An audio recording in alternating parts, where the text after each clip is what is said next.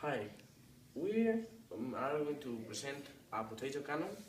Our team is conformed by Ruben, Armando, Krista, Sharday, and Gabriel. Um, for this project, what we want to demonstrate is projectile motion and combustion. Combustion is made when the hairspray reacts with the lightning. The projectile motion at the moment that the potato flies.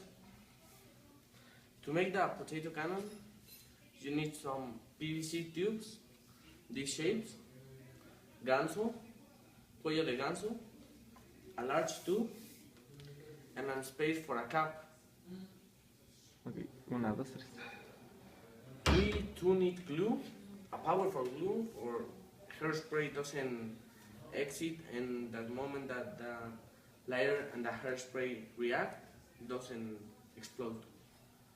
We too need some good hairspray or alcohol in spray and a lighter.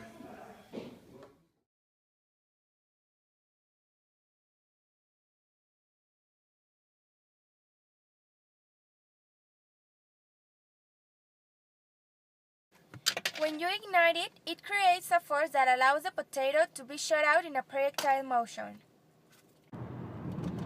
When you put the hairspray inside the cannon, it creates combustion. How does the potato cannon work?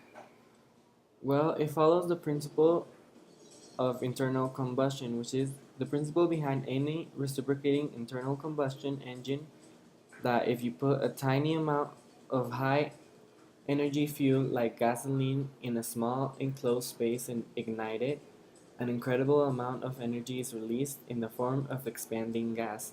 You can use that energy to propel the potato. In this case, the energy is translated into potato motion. You can also use it for more interesting purposes. For example, if you can create a cycle that allows you to set off explosions like this hundreds of times per minute, and if you can harness the energy in useful ways, what you have is the core of a car engine.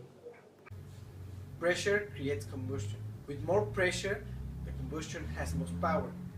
That's why the potato, when it's being fired, it creates a projectile travel.